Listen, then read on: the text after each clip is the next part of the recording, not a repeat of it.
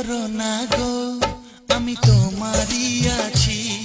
এ জীবন মরণে আমি তোমায় ভালোবাসি। আমি তোমার ছায়া হয়ে রব তোমার পাশাপাশি।